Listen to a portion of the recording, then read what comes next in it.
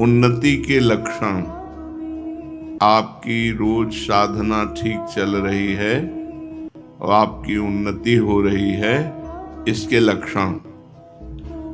अपने गुरु प्रदत्त साधन में प्रेम होना, जो हमें गुरु प्रदत्त साधन दिया गया है उसमें प्रेम होना। साधन में जरा भी थकावट और परिश्रम महसूस न होना।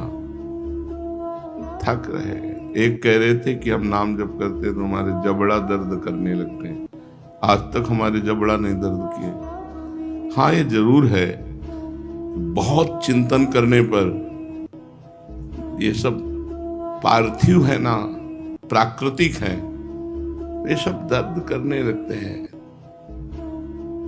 जब बहुत चिंतन, गाढ़ चिंतन करे तब इनमें, पर थकान या परिश्रम महसूस नहीं होता, और उत्साह होता है और आनंद बढ़ता है। साधन जो गुरु प्रदत्त है उसमें प्रेम होना, और साधन में जरा भी थकान या परिश्रम महसूस ना होना जो आप साधन कर रहे हो।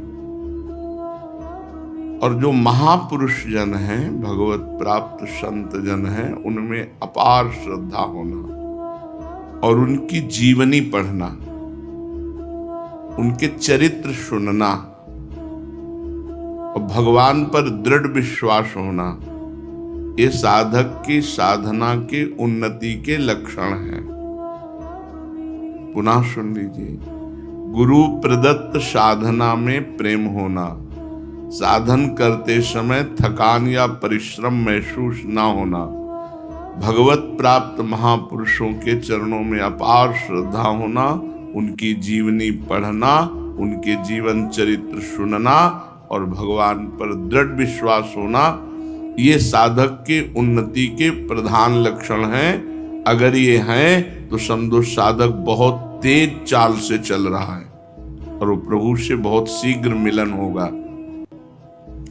प्रभु प्राप्ति की साधना को ही जीवन का मुख्य कार्य समझें। शरीर संसार में रहे परंतु मन को निरंतर प्रभु के नाम में रखो। शरीर संसार में रहे पर मन सावई मनः कृष्ण पदारविंदयो, भगवान के चरणों में, भगवान के नाम में। केवल धर्म ग्रंथ पढ़ने से काम नहीं चलेगा, ना बड़ी बड़ी बातें कहने से, ना बड़ी बड़ी बातें सुनने से। तुम्हें मन को प्रभु में लगाना होगा, तब बात बनेगी। जैसे एकांतिक में किसी ने प्रश्न किया था, मतलब प्रारब्ध बुरा है या भला है, तो किसी का आशीर्वाद काम कर सकता है? नहीं।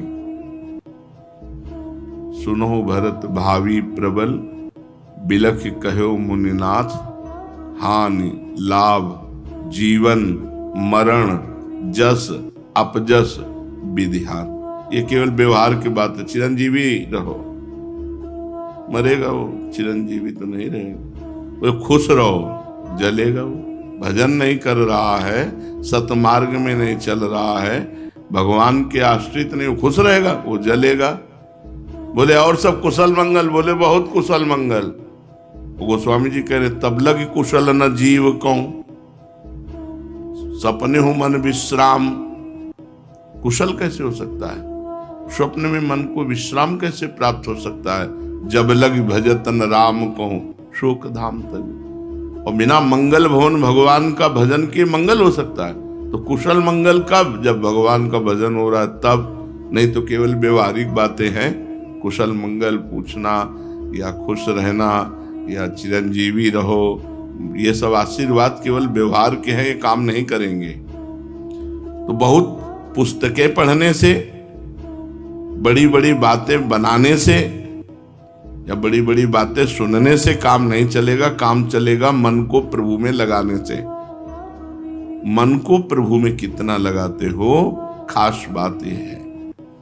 भगवान के स्मरण, चिंतन और गुणगान में जिसका सारा समय व्यतीत होता है, वही उत्तम साधक है। भगवान के चिंतन, स्मरण और गुणगान में जिसका समय व्यतीत होता है, सारा समय, कभी भगवत चिंतन कर रहा है, कभी नाम कीर्तन कर रहा है, कभी भगवान की चर्चा सुन रहा है, कभी भगवान की चर्चा कर, सारा समय इसी में जाता है, धन्य है उसका जीवन, उत्तम जीवन है। जिस पर भगवान के सिवा और किसी पुरुष, स्त्री, किसी परिस्थिति, घटना का कोई प्रभाव नहीं है, जो हर समय एकमात्र अपने भगवान के चिंतन में, उनकी शरण में रहता है, वो बहुत उत्तम साधक है। न किसी स्त्री का चिंतन है, न किसी पुरुष का, क्योंकि प्रभाव ही नहीं किसी का, न किसी परिस्थिति का चिंतन है, न किसी घटना का चिंतन है, हर समय भगवान के चिंतन में है, वही महापुरुष है। तुम चेष्टा करो, सारे प्रभावों से छूटकर एकमात्र भगवान का चिंतन हो, चेष्टा करो। तुम्हारा परिचय केवल भगवान से होना चाहिए। सबको भूल जाओ और ऐसे आचरण करो कि सब तुम्हें भूल जाएं। सबको भूल जाओ और ऐसे आचरण करो कि सब तुम्हें भूल जाएं। एक साधक के परिवार के जन आए थे, उनका वो रो रहे थे कि मिलता ही नहीं। उनका हमने तो अनुमति दे रखी है, बोले वो मिलना ही नहीं चाहता। बुलाया, मिलो, साष्टांग दंडवत किए, माता पिता सब सर झुकाए खड़ा रहा, चल न एक नेत्र भर के देखा, न एक शब्द बोला, साष्टांग दंडवत किया, हाथ जोड़े खड़ा रहा। जब खड़ा रहा तुम कहा जाइए, चल दे, कोई मतलब। तुम ऐसे आचरण करो कि तुम्हें सब भूल जाएं और तुम सबको भूल जाओ। एकमात्र भगवान से हमारा संबंध और उन्हीं की याद रहे।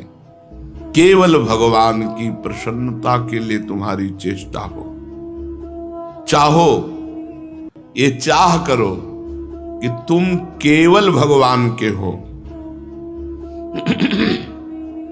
जगत में कोई तुम्हारा नहीं और तुम किसी के नहीं। ये बहुत बड़ी बात है, बहुत बड़ी बात। ये मत सोचो कि तुम्हारा क्या होगा। बहुत मंगल होगा, बहुत मंगल होगा। यदि तुमने सारे संबंध काट दिए और एकमात्र भगवान से संबंध रखा, फिर देख लेना अपने जीवन को कैसा आनंदमय, कैसा मस्त जीवन होगा। भगवान के सिवा भगवान से भी कोई चाह मत करो। मिलो तो आप अपनी माया मत दो मुझे। मैं कोई कामना करूं तो पूर्ण मत करना।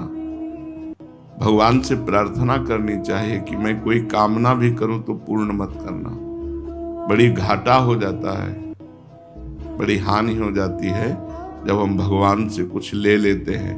बहुत लंबा समय निकल जाता है क्योंकि हमने भगवान से बढ़कर उसे प्रिय माना। अब उस वस्तु, व्यक्ति, स्थान में लगाव होगा, बड़ा लंबा समय निकल जाएगा। तो हे भगवान, यदि हम आपके सिवा आपसे कुछ मांगे भी तो आप हमें न देना। साधक को चाहिए कि अगर भगवान से मांगे तो सिर्फ भगवान मांगे। आप मिल जाओ, आपका प्रेम मिल जाए, आपका चिंतन मिल जाए। विश्वास केवल भगवान में करो। आवश्यकता केवल भगवान की रखो। चाह केवल भगवान की, साधना केवल भगवान की। ये महापुरुष के लक्षण है।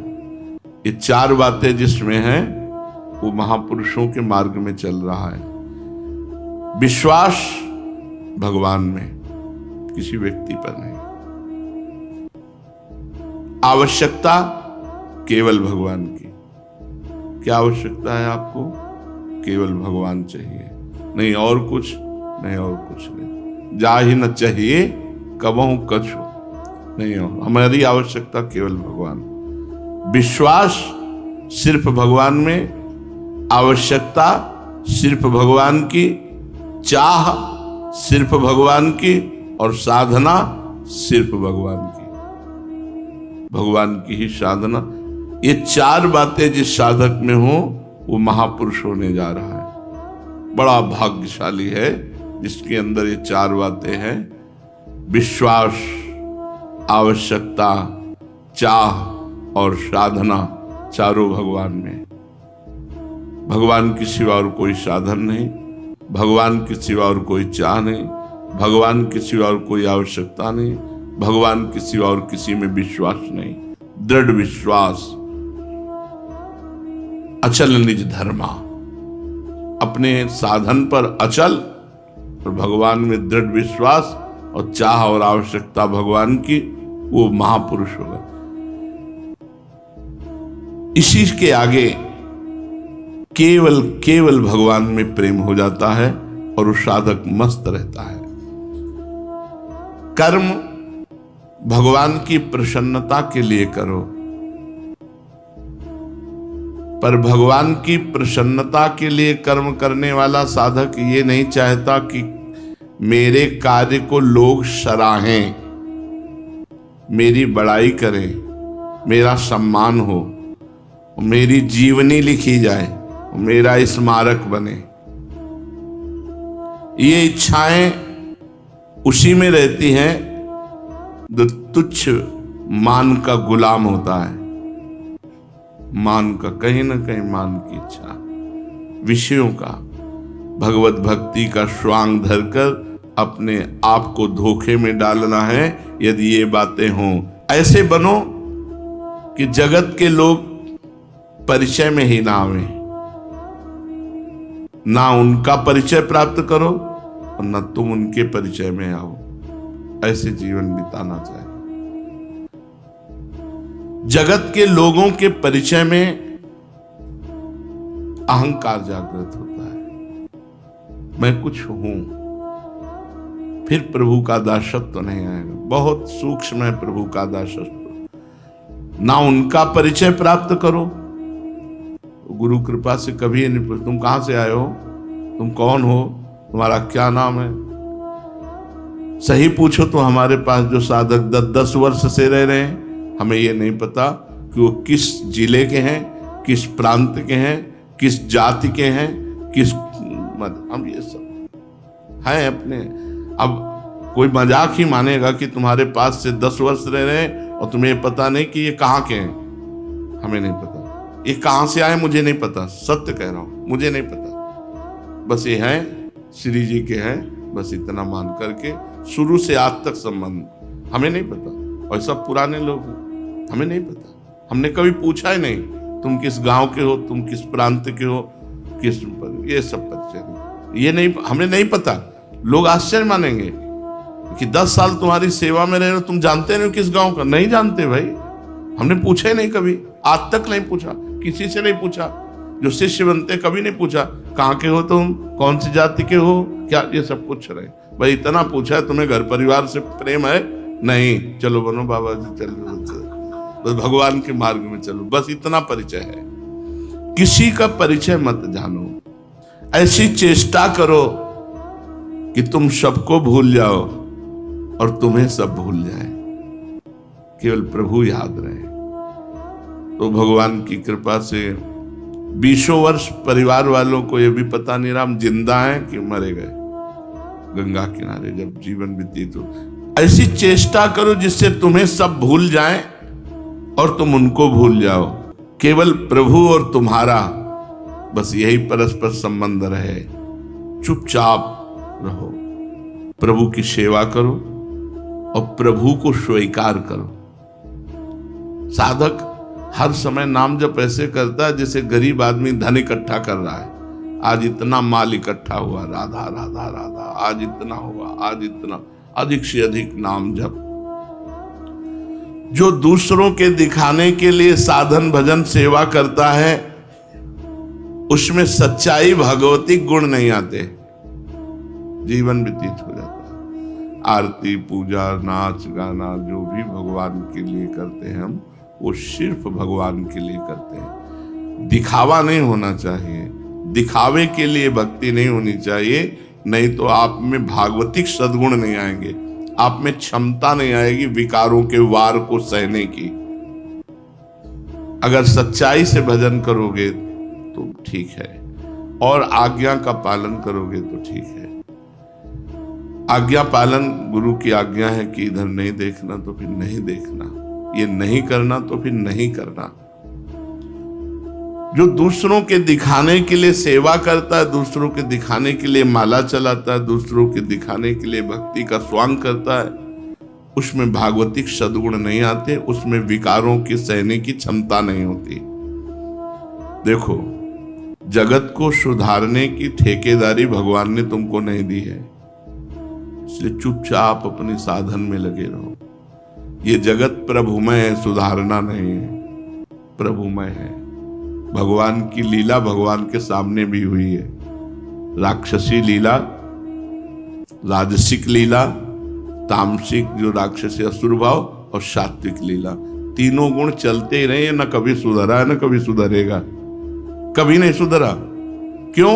क्योंकि भगवान ही स्वयं तीन गुणों का पर्दा डालकर खेल रहे हैं, और ये खेल चलता रहेगा।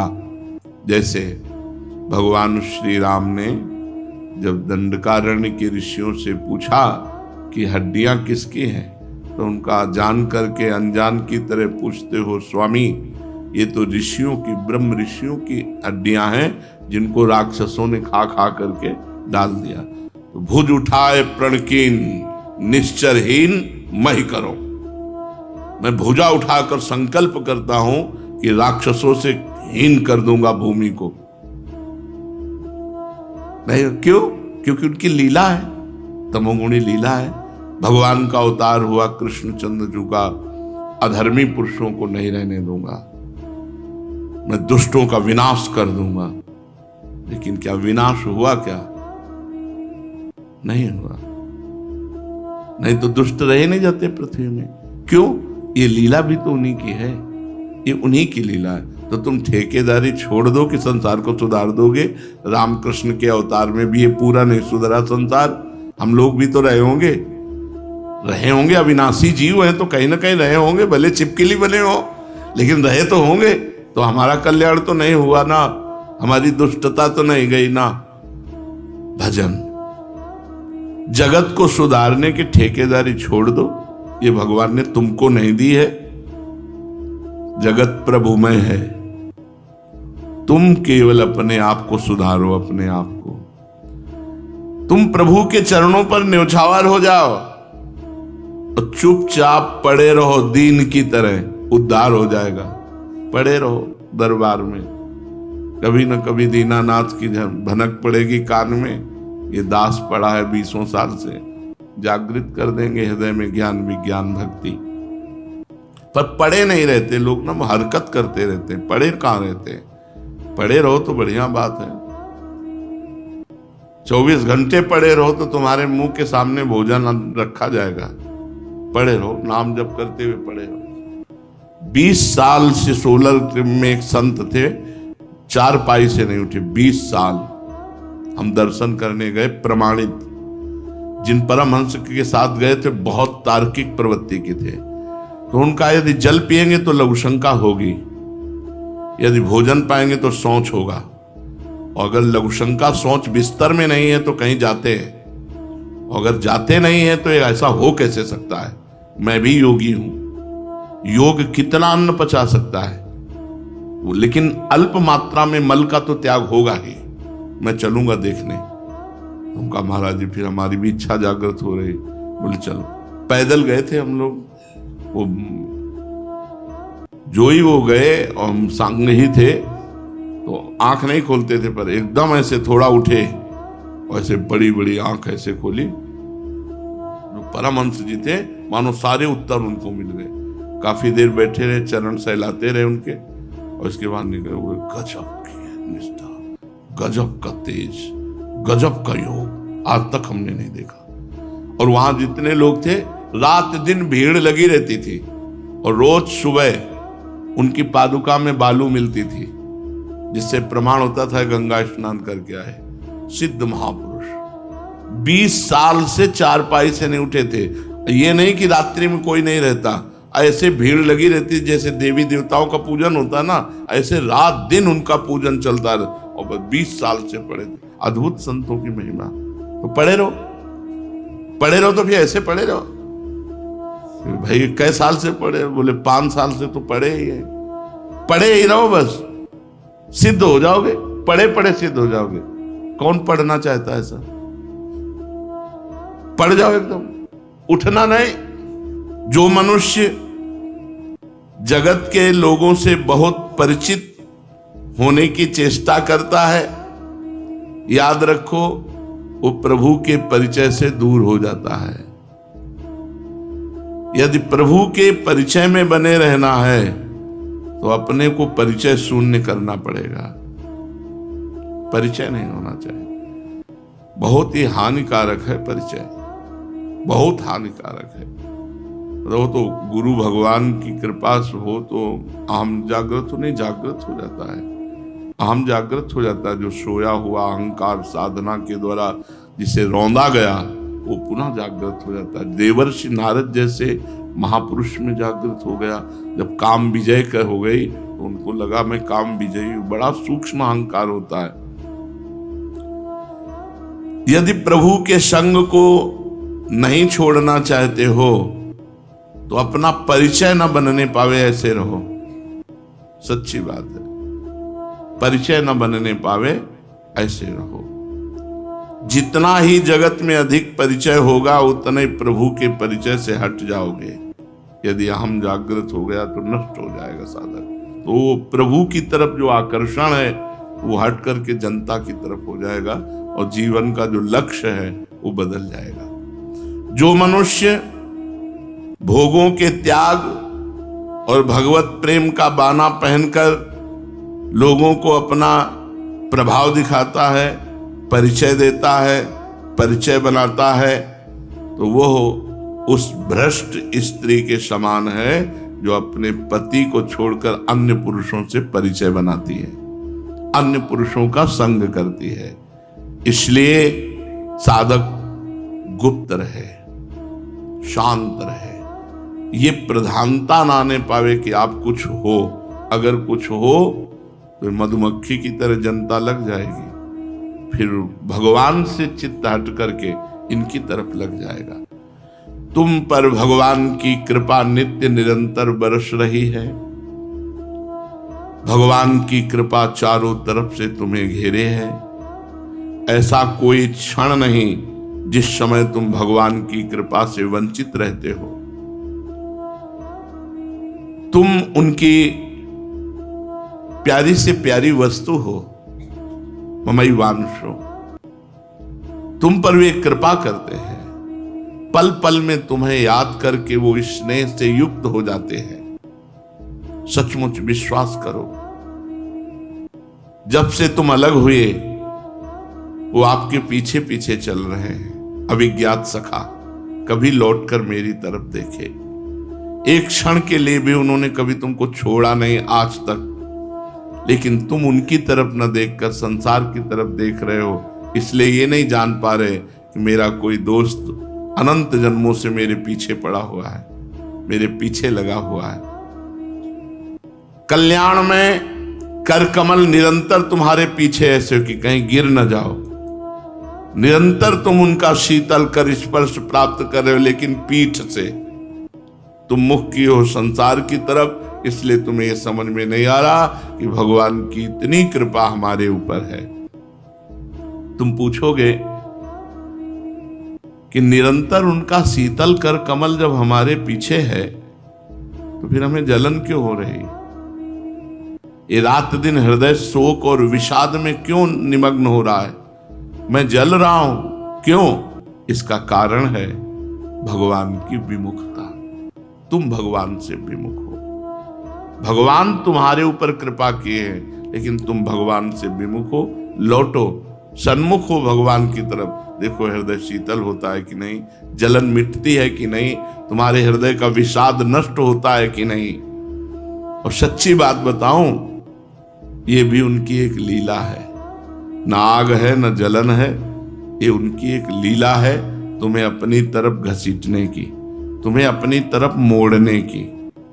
ध्यान दीजिए, न जलन है न आग है, ये उनकी लीला है, ये उनका बुलावा है कि जहां तुम खड़े हो वहां से जलन लगे तो तुम भगवान की तरफ बढ़ो, भगवान को अपना मानो।